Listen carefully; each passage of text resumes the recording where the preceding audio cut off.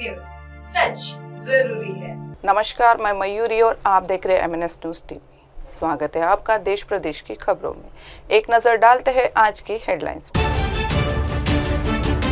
बांग्लादेश ने अपनों के लिए भी नहीं खोला बॉर्डर, जीरो लाइन पर फंसे भारत से भेजे गए अवैध प्रवासी। भारत के खिलाफ समर्थन के बाद अजरबैजान का पाकिस्तान के प्यार में एक और ऐलान। लोगों में जोश भरने की तैयारी, क्यों खास है पीएम मोदी का ये बिहार। अब खबरें विस्तार से। बांग्लादेश ने अपनों के लिए भी नहीं खोला बॉर्डर, जीरो लाइन पर फंसे भारत से भेजे गए अवैध प्रवासी। अजीब स्थिति। भारत और बांग्लादेश बॉर्डर पर जीरो लाइन में 13 लोग फंस गए हैं। बांग्लादेशी सीमा सुरक्षा बल के इनको एंट्री देने से इनकार और भारत के इन लोगों को वापस लेने से मना करने की वजह से ये स्थिति हुई। बीते कुछ समय से भारत की ओर से अवैध प्रवासियों को बांग्लादेश में वापस भेजने के प्रयास किए जा रहे हैं। दूसरी ओर भारत के कदम का बांग्लादेश विरोध कर रहा है। बांग्लादेशी नेता और अधिकारी इसे अपनी संप्रभुता पर हमला और देश की सुरक्षा के लिए खतरा बता रहे हैं। ऐसे में बॉर्डर पर तनाव की स्थिति बन गई है। एक रिपोर्ट के मुताबिक भारत ने मंगलवार को 67 अवैध बांग्लादेशियों को वापस भेजा था, लेकिन बुधवार को भेजे गए 13 लोगों को बांग्लादेशी सीमा सुरक्षा बलों ने अपनी सीमा पर एंट्री देने से इनकार कर दिया। भारत ने भी इनको वापस आने की इजाज़त नहीं दी। इससे ये लोग दोनों देशों के बीच जीरो लाइन पर फंस गए। ये 13 लोग लालमोनीर घाट में फंसे हैं। इनमें महिलाएं और शिशु शामिल हैं। इनके बारे में ज़्यादा जानकारी नहीं मिल सकी। बांग्लादेश ने भारत की ओर से भेजे जा रहे लोगों पर कड़ी प्रतिक्रिया देते हुए इसे अंतर्राष्ट्रीय कानूनों का उल्लंघन बताया। बांग्लादेश सेना ने एक शीर्ष अधिकारी ने 26 मई को अपने एक बयान में धमकी देते हुए कहा है कि भारत का इस तरह लोगों को हमारी सीमा पे भेजना अस्वीकार है। जरूरत पड़ने पर सेना इसमें हस्तक्षेप करने के लिए तैयार है। बांग्लादेशी मीडिया ने कहा है कि 7 मई से अब तक 800 से ज़्यादा लोगों को भारत ने भेजा है। इनमें भारतीय नागरिकों रोहिंग्या भी शामिल है। भारत का कहना है कि इस साल अप्रैल तक करीब 100 अवैध आप्रवासियों को बॉर्डर गार्ड बांग्लादेश को सौंपा गया है। साल 2016 में भारत सरकार की ओर से संसद में जानकारी दी गई थी कि भारत में करीब 2 करोड़ अवैध बांग्लादेशी रह रहे हैं।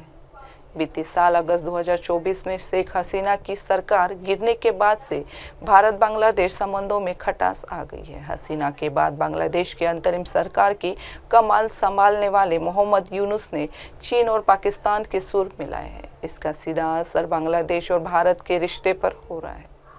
दोनों देशों में अवैध प्रवासियों समेत कई मुद्दों पर तनाव है। अब बढ़ते अगली खबर की ओर। भारत के खिलाफ समर्थन के बाद अजरबैजान का पाकिस्तान के प्यार में एक और ऐलान, खोला खजाना आर्मेनिया कनेक्शन।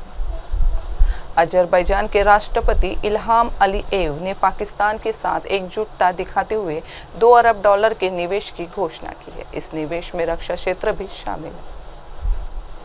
अजरबैजान की ओर से यह घोषणा लाचिन में पाकिस्तान और तुर्की के साथ हुए दूसरे त्रिपक्षीय शिखर सम्मेलन के दौरान की गई। यह राशि अंतर्राष्ट्रीय मुद्रा कोष की ओर से पाकिस्तान को हाल ही में जारी किए गए फंड से दोगुनी है। अजरबैजान ने यह फैसला पाकिस्तान के साथ बेहतर होते संबंधों के बीच लिया है। अजरबैजान ने भारत के साथ हालिया संघर्ष में भी खुलकर पाकिस्तान का साथ दिया था। अजरबैजान ने निवेश का ऐलान किया है, लेकिन इससे पाकिस्तान को कितना फायदा होगा, इस पर सवाल है। पाकिस्तान पर 19 मई 2025 तक कुल सार्वजनिक ऋणों और देनदारियां करीब 65.81 ट्रिलियन रुपए है। इसमें सरकारी घरेलू ऋण, बाहरी ऋण, IFM का कर्ज और सार्वजनिक क्षेत्र के उद्यमों की देनदारियां शामिल है। यह पाकिस्तान के सकल घरेलू उत्पाद का 74.3% है। अजरबैजान के राष्ट्रपति अलीएव ने भारत और पाकिस्तान तनाव पर गहरी चिंता जताते हुए विवाद के शांतिपूर्ण समाधान का आग्रह किया है। शहबाज शरीफ की अजरबैजान की यात्रा के दौरान अलीएव ने भारत पाक तनाव पर चिंता जताई। भारत के खिलाफ पाकिस्तान का साथ देने के चलते अजरबैजान का पर्यटन हालिया दिनों में काफ़ी प्रभावित हुआ है। इसके बावजूद अजरबैजान ने पाकिस्तान के साथ एकजुटता जताई है। इसकी एक बड़ी वजह यह है कि अजरबैजान को आर्मेनिया के खिलाफ तनाव में पाकिस्तान से हथियार मिल रहे हैं। वहीं आर्मेनिया को भारत से मदद मिल रही है। पाकिस्तान के प्रधानमंत्री शहबाज शरीफ और अजरबैजान के राष्ट्रपति इल्हाम अलीएव ने बैठक के दौरान पारस्परिक रूप से लाभकारी निवेश के जरिए रणनीतिक साझेदारी में विविधता लाने के लिए अपने देशों की साझा प्रतिबद्धता दोहराई। लाचीन में अपनी बैठक के दौरान दोनों नेताओं ने द्विपक्षीय संबंधों की समीक्षा की। दोनों नेताओं ने पाकिस्तान और अजरबैजान के बीच राजनीतिक, आर्थिक, रक्षा और सांस्कृतिक सहयोग में हो रही वृद्धि पर संतोष व्यक्त किया। शहबाज शरीफ ने इस दौरान कहा है कि दोनों देश हर अवसर पर एक दूसरे के साथ खड़े हैं और आगे भी खड़े रहेंगे। शरीफ ने हाल ही में पाकिस्तान भारत टकराव के दौरान अजरबैजान को उसके समर्थन के लिए धन्यवाद दिया। अजरबैजानी पक्ष ने पाकिस्तान में अपने निवेश में प्रगति के संबंध में आदान प्रदान पर सहमति जताते हुए कहा कि इस मामले पर प्रतिनिधिमंडल स्तर की वार्ता जल्द ही आयोजित की जाएगी। अब बढ़ते अगली खबर की ओर। लोगों में जोश भरने की तैयारी, क्यों खास है पीएम मोदी का ये बिहार दौरा। प्रधानमंत्री नरेंद्र मोदी का 2 दिवसीय बिहार दौरा कई मायनों में खास माना जा रहा है। एक तरफ जहां उनका रोड शो, जनसभा और अन्य कार्यक्रम है, तो दूसरी ओर माना जा रहा है कि बिहार विधानसभा के चुनाव को देखते हुए भी उनका ये दौरा खास है। विपक्ष की ओर से साफ कहा जा रहा है कि बिहार में विधानसभा चुनाव है तो पीएम मोदी और अमित शाह से लेकर जितने भी बड़े बड़े नेता हैं सभी आएंगे। पीएम मोदी आज पटना में रोड शो करेंगे। बीजेपी की ओर से कहा गया है कि यात्रा के दौरान पार्टी समर्थित झंडे का नहीं बल्कि तिरंगा झंडे का इस्तेमाल किया जाएगा।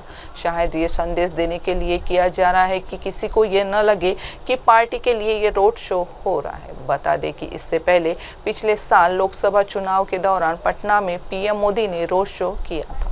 इस बार विधानसभा चुनाव सिर पर है। अक्टूबर-नवंबर में विधानसभा चुनाव हो सकता है। पीएम मोदी का ये बिहार दौरा ऑपरेशन सिंदूर के बाद हो रहा है। ये तय है कि जिस तरह भारत ने पाकिस्तान को जवाब दिया है, उसी बात पीएम मोदी को देखकर लोगों में और जोश भरेगा।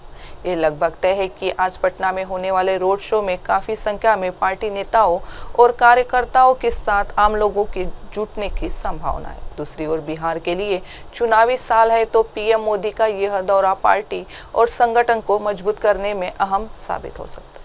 पटना में रोड शो से पूरे बिहार को एक मैसेज देने की कोशिश होगी। पटना में करीब 3 किलोमीटर लंबा रोड शो होने वाला है। 32 स्थानों पर पीएम मोदी का भव्य स्वागत किया जाएगा। बिहार बीजेपी के अनुसार पीएम मोदी को यह सम्मान पहलगाम आतंकी हमला का बदला लेने के लिए चलाए गए सफल ऑपरेशन सिंदूर के लिए दिया जा रहा है।